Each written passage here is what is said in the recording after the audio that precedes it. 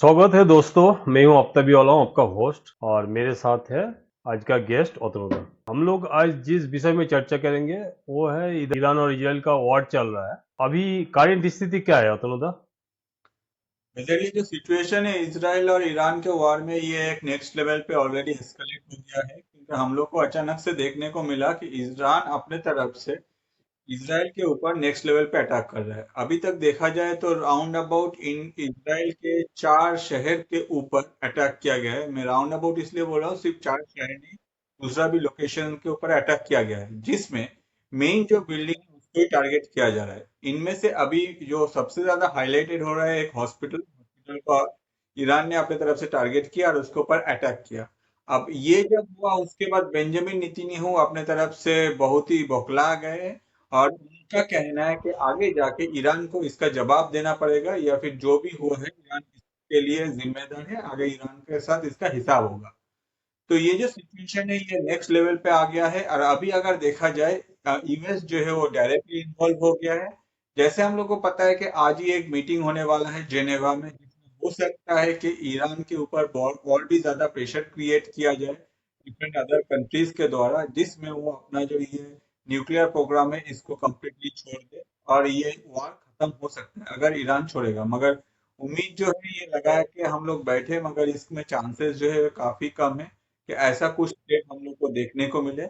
On the other side अगर देखा जाए इसराइल अपनी तरफ से फुल फ्लेज है। इसराइल के साथ यूएस भी अपने तरफ से नेक्स्ट लेवल पे ये अटैक जो है ये अपने तरफ से कर रहे हैं। सिचुएशन काफी गंभीर है जिसमें यूएस का भी अभी कहना है कि ये जो बार बार इसराइल के तरफ से ईरान को बोला जा रहा है कि आप ये न्यूक्लियर प्रोग्राम को खत्म करो। हम लोग अगर देखें लास्ट 30 साल से बेंजामिन नेतन्याहू अपने तरफ से कह रहे हैं कि ईरान का जो न्यूक्लियर प्रोग्राम है ये आगे जाकर प्रॉब्लम क्रिएट कर सकते हैं, ये कंप्लीट होने वाला है।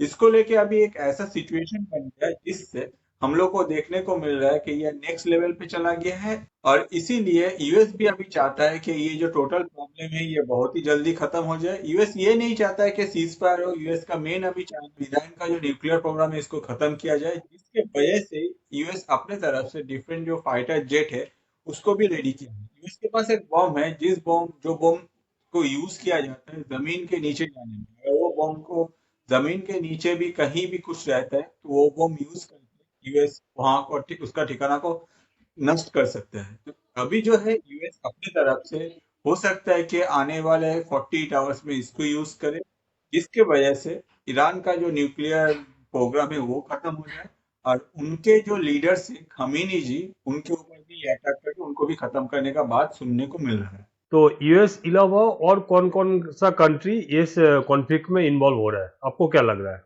इस अभी इस कॉन्फ्लिक्ट में चाइना साथ ही साथ रशिया जो है वो डायरेक्टली इन्वॉल्व हो गए हैं। इसमें हम लोग को देखने को मिल रहा है चाइना जो है अपने तरफ से कहा है कि ईरान के ऊपर अटैक करना जो है ये गलत है।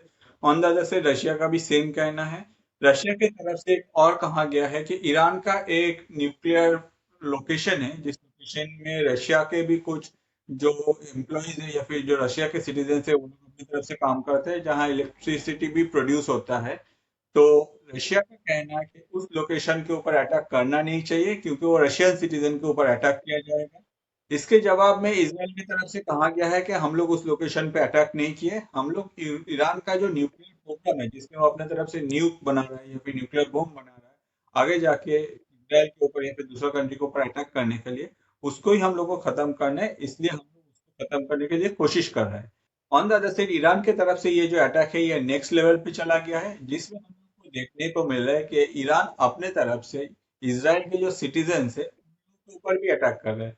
ऐसा नहीं कि वो लोग अपने तरफ से कोई पिन पॉइंट अटैक कर रहा है जिसमें सिर्फ जो मिलिट्री कैंप्स हो या फिर जो मिलिट्री लोकेशंस हो उसके ऊपर अटैक किया जाए। ऑन द अदर साइड अगर देखा जाए ईरान के तरफ से जो अटैक चल रहा है अभी इसराइल के ऊपर, उसमें इसराइल के जो सिटीजन है वो लोग भी अफेक्टेड है।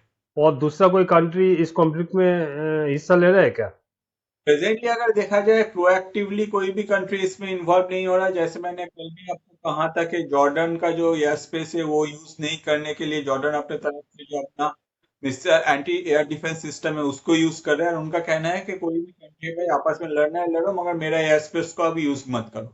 इसके अलावा भी अगर देखा जाए यूएस के पास अभी लगभग 40 लोकेशन से ईरान के बगल में डिफरेंट कंट्रीज में, जिसमें यूएस के हो सकता है कि टेम्पररी या फिर हो सकता है कि परमानेंट, ये सब जो अपना एयरबेस हो चाहे वो मिलिट्री बेस हो, ये बना के रखा है। ये सारा लोकेशंस को यूएस अपने तरफ से एक्टिव कर लिए हैं और इस सारा लोकेशंस को आगे यूएस चाहता है कि यूज करना, और ये लोकेशंस को यूज करके यूएस चाह रहा है कि ईरान को एक सीख सिखाया जाए। चाइना और रसिया अलावा पाकिस्तान का क्या कुछ इन्वॉल्वमेंट दिख रहा है आपको? आफ्ताब, ये बहुत ही अच्छा क्वेश्चन है। जैसे हम लोग को मिला, देखने को मिला कि आसिम मुनीर जी थे, वो लंच पे गए थे डोनाल्ड ट्रंप के साथ, और वहां से निकल के उन्होंने कहा कि डोनाल्ड ट्रंप को नोबेल पीस प्राइज के लिए नॉमिनेट किया जाए। तो नो डाउट अगर आसिम मुनीर डोनाल्ड ट्रंप के साथ बैठ के लंच किया है तो कुछ ना कुछ तो डिस्कशन हुआ है। अब ये जो लंच है, इस लंच के लिए जो बिल पे करना पड़ेगा आगे जाके, वो हम लोग देख सकते हैं कि वो पाकिस्तान को ही पे करना पड़ेगा। अब बिल में क्या क्या होगा, बिल में ऑब्वियसली जो होगा उसमें हम लोग देख सकते हैं कि पाकिस्तान का जो धरती है जिसमें मेन है नूर खान एयरबेस, इसको यूएस ऑलरेडी यूज कर रहे हैं। यही एयरबेस को यूज किया जाएगा ईरान के अगेंस्ट में जब यूएस अपने तरफ से कुछ नेक्स्ट स्टेप लेगा। जैसे ये बात पहले भी हम लोगों को जानने को मिला था कि ये जो नूर खान एयरबेस को यूएस यूज कर रहे हैं, यहाँ से डेटा कलेक्ट किया जा रहा है ईरान के अगेंस्ट में, और वही डेटा इसराइल को सप्लाई किया जा रहा है। इसराइल अपने तरफ से उसमें एक्शन ले रहा है। ऑन द अदर साइड अगर देखा जाए, ये अभी जो मीटिंग हुआ है, इस मीटिंग के बाद से हम लोग उम्मीद कर सकते हैं कि डोनाल्ड ट्रंप की तरफ से क्लीन एंड क्लियर बोल दिया गया है कि भाई हम लोग जो है, हम लोग ईरान को, आपका जो भी आपने खाना खाया उसका जो बिल है वो है ईरान। तो हम लोग पाकिस्तान का कोई भी लोकेशन को हम लोग कम्प्लीटली यूज करेंगे, आगे जाके वो हम लोग ईरान के अगेंस्ट में जो भी हम लोग का प्लानिंग है उसमें हम लोग पाकिस्तान का कुछ भी लोकेशन यूज करेंगे और आपको ये देना पड़ेगा। अब देखा जाए तो आसिम मुनीर के पास दूसरा कोई ऑप्शन नहीं है, क्योंकि अगर हम लोग पास्ट में देखें, पाकिस्तान का हिस्ट्री अगर हम लोग देखें, तो उसमें हम लोग देख सकते हैं कि एक टाइम में इमरान खान जो थे वो ये यूएस के अगेंस्ट में स्टैंड लिया था कि भाई हम लोग यूएस जो भी बोले ये सब हम लोग नहीं करेंगे। आज के डेट में इमरान खान का हालत क्या है ये हम सबको पता है, वो अभी भी जेल में सर रहे। ऑन द अदर साइड अगर देखा जाए, आसिफ मुनीर अपने साथ ऑब्वियसली अगर वो यूएस में गया है तो डोनाल्ड ट्रंप को खुश करने के लिए, अगर वो नोबेल पीस प्राइज के लिए डोनाल्ड डोनाल्ड ट्रंप का नाम ले सकता है, तो डोनाल्ड ट्रंप के सामने वो तो कुछ भी बोल सकता है। तो इसके वजह से हम लोग ये उम्मीद कर सकते हैं कि आने वाले दिनों में पाकिस्तान को पूरा प्रोएक्टिवली यूज किया जाएगा। हो सकता है कि गवर्नमेंट है वो बोले कि नहीं, हम लोग ईरान के साथ है, हम लोग जो इस्लामिक ब्रदरहुड है उसको हम लोग प्रमोट करेंगे, हम लोग अपने तरफ से स्टेप लेंगे। ऑन द अदर साइड अगर देखा जाए, पाकिस्तान एक ऐसा कंट्री है जो हर टाइम उसके पास एक टैग रहता है फॉर सेल, जो भी हाईएस्ट बिडर है उसको वो जाके ऑफर कर देता है। आज की डेट में अगर देखा जाए, इस इंसिडेंट में जो हाईएस्ट बिडर है वो है आपका यूएस। तो यूएस जो भी बोलेगा पाकिस्तान वही करेगा, और ये सारा स्टेप जो है ये नो डाउट ये ईरान के खिलाफ जाएगा। ये तो गया पाकिस्तान का बात। हम लोग का इंडियन गवर्नमेंट का क्या स्टैंड रहा है इस कॉन्फ्लिक्ट में?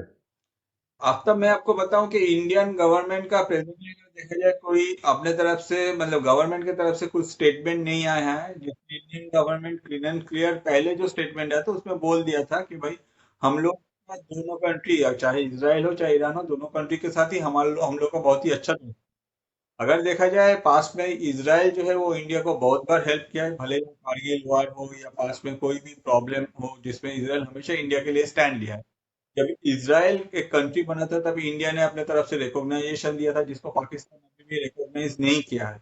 जिसके वजह से हम लोग देख सकते हैं कि पाकिस्तान और इसराइल का रिलेशन ये उतना अच्छा नहीं है। इंडियन गवर्नमेंट ये जो वार है इसको बहुत ही अच्छी तरह से ऑब्जर्व कर रहे हैं, क्या मूवमेंट हो रहा है नहीं हो रहा है। ऑन द अदर साइड इसमें एक और भी फैक्टर है जिसमें हम लोग को जैसे पता है कि ऑपरेशन सिंदूर जो है वो एक पॉज मूड पे है। हो सकता है कि वो कभी भी एक नेक्स्ट लेवल पे फिर से स्टार्ट हो सकता है, मगर इंडियन गवर्नमेंट अभी भी इस वार में कोई भी इन्वॉल्वमेंट अपना शो नहीं कर रहे, मगर इंडियन गवर्नमेंट ऑब्जर्व कर रहे हैं। क्योंकि दोनों कंट्री के साथ ही इंडियन गवर्नमेंट का बहुत ही अच्छा रिलेशन है। इंडियन गवर्नमेंट के साथ अगर देखा जाए, ये दोनों कंट्री का ही एक टाइम में बहुत अच्छा तरह से ट्रेड भी हुआ। तो अभी ये जो कॉन्फ्लिक्ट चल रहा है ईरान के साथ इजराइल का, कौन कौन कंट्री का ऊपर ये वॉर का इफेक्ट हो रहा है? ईरान इजराइल छोड़ के दूसरा कौन कौन कंट्री के ऊपर ये वॉर का इफेक्ट आ रहा है? अब तो जैसे मैंने कहा कि बहुत सारा कंट्री इसमें इन्वॉल्व है, जैसे कि रशिया को ले लीजिए, चाइना को ले लीजिए, यूएस तो अपने तरफ से प्रोएक्टिवली नेक्स्ट लेवल पे इन्वॉल्व है। इसके अलावा भी अगर देखा जाए, हम लोग अगर देखें ईरान के साथ जो बॉर्डर शेयर करते हैं, इसमें बहुत सारे कंट्रीज हैं जो ईरान का ये जो ऑयल है इसको यूज करते हैं। जैसे हम लोग को पता है कि ईरान के ऊपर सैंक्शन डाल के रखा है, जिसके वजह से वो लोग ऑयल जो है वो बाहर बेच नहीं पा रहे हैं। जैसे कि हम लोग अगर पाकिस्तान को ही ले लें, तो पाकिस्तान हर साल अपना बॉर्डर को इलीगली, ये पूरा स्मगलिंग है, इलीगली ईरान का ऑयल है वो लाता है। और पाकिस्तान में ज्यादातर जो ऑयल सप्लाई होता है या फिर जो भी मतलब व्हीकल चलता है, उनमें से ज्यादातर जो व्हीकल चलता है उसमें अमाउंट ऑफ परसेंटेज जो है वो ईरान का ऑयल यूज होता है, भले ही वो पेट्रोल हो या फिर दूसरे फॉर्म में ऑयल हो। तो ये सारा जो इलीगल बिजनेस है पाकिस्तान का, ये पूरा अभी बंद है, क्योंकि बॉर्डर में अभी ईरान काफी बॉर्डर सिक्योरिटी जो है वो काफी टाइट हो गया है, जिसके वजह से ये जो स्मगलिंग है ऑयल, ये पूरा बंद हो गया है। ऑन द अदर साइड इसके वजह से हम लोग देख सकते हैं कि काफी सारे कंट्री का जो इकोनॉमी है उसके ऊपर इफेक्ट आया है। क्यों? क्योंकि उन लोगों को अभी अगर ये ऑयल खरीदना है तो बाहर किसी कंट्री से खरीदना पड़ेगा। अगर लीगली खरीदते हैं तो उसका जो कॉस्टिंग है वो काफी बढ़ जाता है, तो ऑब्वियसली इकोनॉमी में इफेक्ट पड़ेगा, जिसमें हम लोग देख सकते हैं कि पाकिस्तान का जो इकोनॉमी है उसमें ये जो ऑयल का खर्चा है ये एक नेक्स्ट लेवल पे जा सकता है आने वाले कुछ महीनों में।